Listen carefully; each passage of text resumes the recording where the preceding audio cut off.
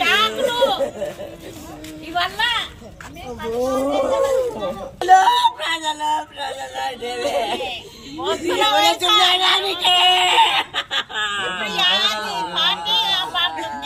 దేవుడు కాపాడినాడు దేవుడు కాపాడలే పార్టీ కాపాడలే ఇప్పుడు పిల్లలు ఎట్లా పిల్లలు ఎట్లా వాళ్ళ భవిష్యత్తు ఎట్లా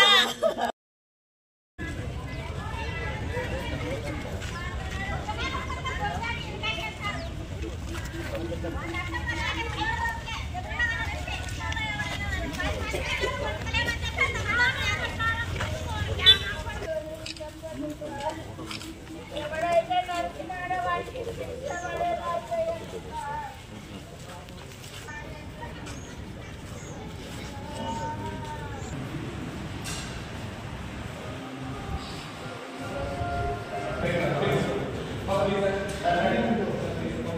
ఆయన రూపము ఏం పరిస్థితిలో ఉండేదల్లా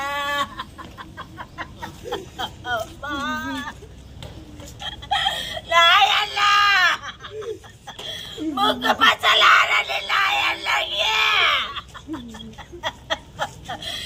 చెప్పాలని చూసినారు మాకు ఫోన్ చేసి చెప్పినారు అనేసి ఫోన్ చేసి చెప్తానే మేము ఇంట్లో ఉన్న వాళ్ళం అందరం పోయినాము మా ఫ్యామిలీ కాడికి పోయిందే ఇంకా మమ్మల్ని చూసి పిల్లగాడు అయితే వాడు చూసినాడంట పోతే మా చేతుల్లో ఏం లేవు సార్ మీరు ఒకసారి చూస్తే అది కూడా చేసి చూపిస్తాం పిల్ల వరకు కూడా వద్దు ఆడోళ్ళమే చేస్తాం వాళ్ళని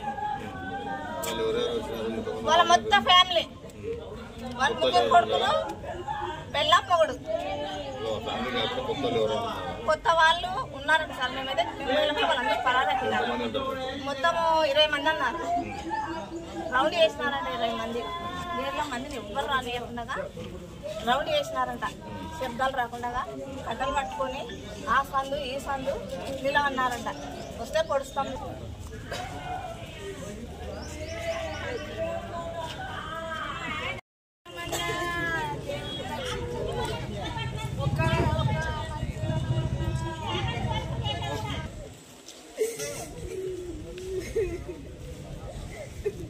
భగవంతుని ఆరాధించే టైంలో పోయి మనిషిని ఇగ్గుకొని వచ్చి అతి కిరాకంగా కొట్టి చంపితే ఆయన ఏమన్నా అంతా కూడా మానభంగాలు చేసేటోడా మర్డర్లు చేసేటోడా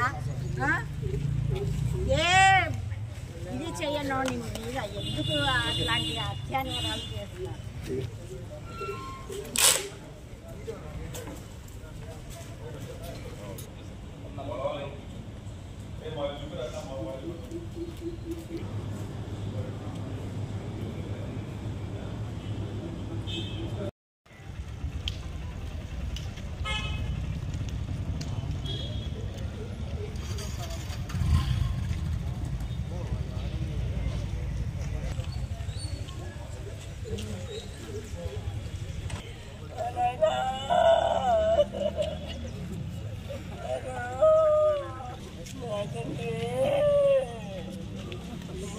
కర్నూలు నగరంలో పాత కక్షలు మరోసారి భగ్గుమన్నాయి. నంద్యాల ఎంపీ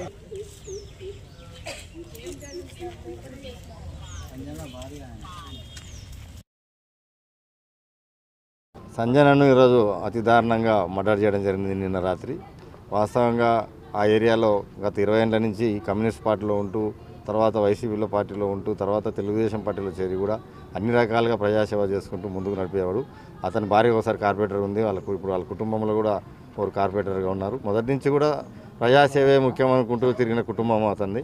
అన్ని రకాలుగా చిన్నపిల్లల నుంచి పెద్దల వరకు కూడా అందరితో మంచిగా ఉండే వ్యక్తి. కానీ ఈరోజు కేవలం వాళ్ళ వర్గపోరు అతనికి జరుగుతూ ఉంది అనే ఒకే ఒక కక్ష సాధింపుతోటి ఈరోజు అతన్ని మర్డర్ చేయడం జరిగింది. చాలా దారుణము. ఎంతో ప్రశాంతంగా బతుకుతున్న ఇప్పుడు కర్నూలు జిల్లాలో ఇటువంటి అల్లరిమూకలు చాలా వరకు స్టార్ట్ అవుతున్నాయి.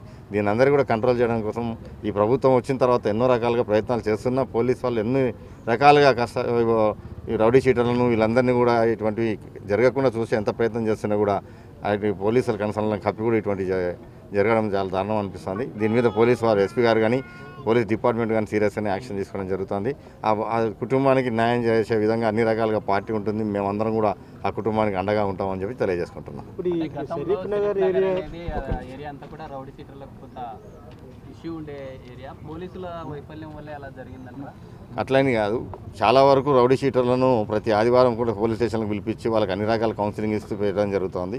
సో దాన్ని చాలా వరకు రౌడీ షీటర్లు అనేవాళ్ళు కూడా వాళ్ళు అన్ని పనులు తీసి పెట్టుకొని వాళ్ళు కూలి పని చేసుకున్నామో, అంగడి పెట్టుకోవడమో ఇటువంటి జీవన విధానంలో మార్పు చేయడం జరుగుతుంది. ప్రతి ఆదివారం కూడా పోలీసు వాళ్ళు కౌన్సిలింగ్ ఇస్తూ కూడా వాళ్ళను అన్ని రకాలుగా అబ్జర్వేషన్ పెట్టడం వల్ల చాలా వరకు కర్నూలు జిల్లాలో దాదాపు 6-7 ఏళ్ల నుంచి ఇటువంటిది ఏమీ లేదు. కాకపోతే ఇప్పుడు కేవలం ఈ వాతావరణంలో కొద్ది వర్గపోరు విషయాల్లో, ఆధిపత్యపోరు విషయాల్లో కొంతమందికి ఈ విధంగా, ఎందుకంటే ఆ మనిషికి జరుగుతున్న ఆదరణ అభిమానాలు ఓర్సలేక కూడా చేసి ఉండొచ్చు అని చెప్పేసి ఇక్కడ ప్రజల యొక్క అభిప్రాయం. నిందితులు ఎవరు? ఆల్రెడీ ప్రత్యక్ష సాక్షులు ఉన్నారు, చూసినారు. కుటుంబ సభ్యులందరూ కూడా వాళ్ళు చూసినారు. వాళ్ళ పేర్లు అవన్నీ కూడా ఇవ్వడం జరుగుతుంది. పోలీసు వారికి అందరికీ కూడా కంప్లైంట్ ఇవ్వడం జరుగుతుంది, ఇచ్చినారు. దాని ప్రకారమే ఇన్వెస్టిగేషన్లో పూర్తిగా ఎవరెవరు పాల్గొన్నారో వాళ్ళందరినీ కూడా బయట పెట్టే విధంగా మా డిపార్ట్మెంట్ వారు చూస్తుంటారు. Thank you. అందరికీ నమస్కారం.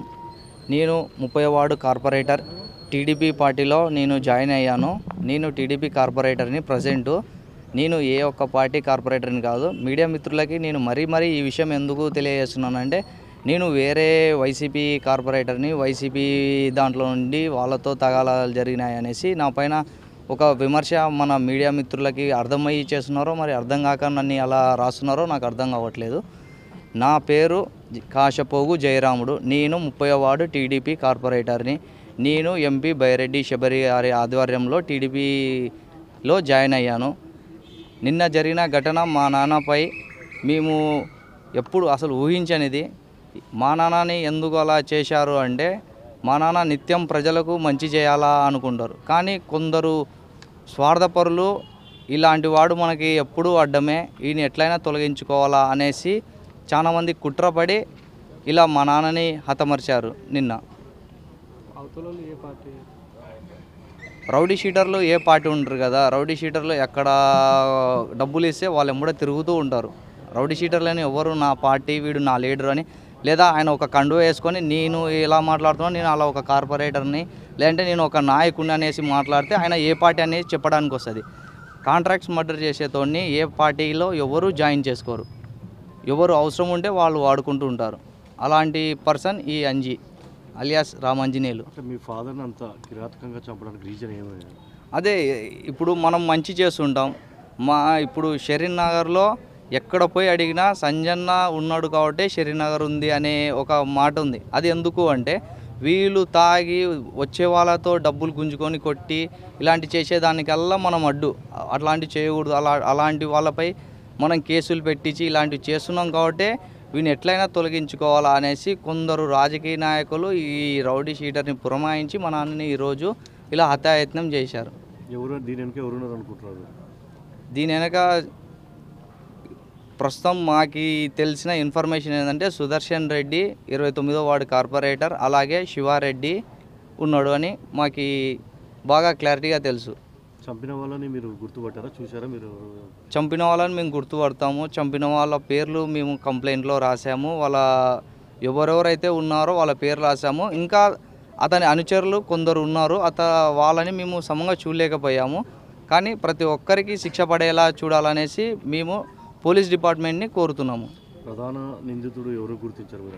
అంటే ప్రధాన నిందితుడు వచ్చేసి అంజీ, వడ్డే రామాంజనేయులు అలియాస్ అంజీ. అతను నా కొడుకు ఉన్నాడ్రా, దొరికినాడ్రా, వేసేయండిరా అనేప్పటికల్లా వేట కొడవలతో, గొడ్డలతో, కత్తితో ఇలా నరికి అంత కిరాతకంగా చంపారు. ఏదో ఒక రౌడీ షీటర్ని ఎలా అయితే కిరాతకంగా చేశారో అలా చేశారు మా నాన్నని. ఏ టైంలో ఎలా అటాక్ చేశారు వాళ్ళు? ఏ టైంలో జరిగింది ఇది? రాత్రి 9 నుంచి 9:23 మధ్య సమయంలో జరిగింది. కరెక్ట్ నాకు 9:23కి నాకు ఫోన్ చేశానా, ఇలా నాన్నని పొడుస్తున్నారన్నా అంజీ వాళ్ళు అనేసి చెప్పగానే మేము పరిగెత్తుకుంటూ వెళ్ళాం. మేము వెళ్ళే టైంలోనే అప్పటికే పొడుస్తూ ఉన్నారు. అప్పటికే మా నాన్న కాన్షియస్ కోల్పోయి పడ్డాడు. అలాగే నేను, మా అన్న, మా తమ్ముడు, మా అమ్మ వాళ్ళు పరిగెత్తుంటే మా అన్న నాకంటే ముందు పరిగెత్తే మా అన్న మీదకి కత్తి తీసుకొని నా కొడుకు ఏం రానేపటికల్లా మా అన్న సందులో నుంచి తప్పించుకొని వెళ్ళాడు. నన్ను అనుకొని మా పెద్దనాన్న కొడుకుని కొట్టారు.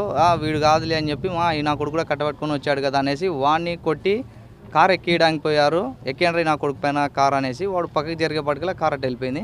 అలాగే ముందు వస్తున్న మా అమ్మని కానీ మా అక్కని కానీ కారుతో కొట్టేపటికల్లా మా అమ్మ పక్కన ఉండే కట్టెలలో పడి చిన్న ఇంజ్యూరీ అయ్యాయి మా అమ్మకు కూడా. ఫాదర్ ఇంటికి వస్తున్నాడా, ఇంట్లో నుంచి బయటకు వెళ్ళిన సమయంలో జరిగింది ఇది ఎట్లా జరిగింది? మామూలుగా మందిరం 7 గంటల నుంచి 9:30 10 వరకు ఉంటుంది. ఆ టైంలో జరిగింది. మందిరం పోయి వస్తుంటే మందిరంలో ఇంకా ఉన్నాడు, మందిరం ఇంకా ఉంది. ఓకే.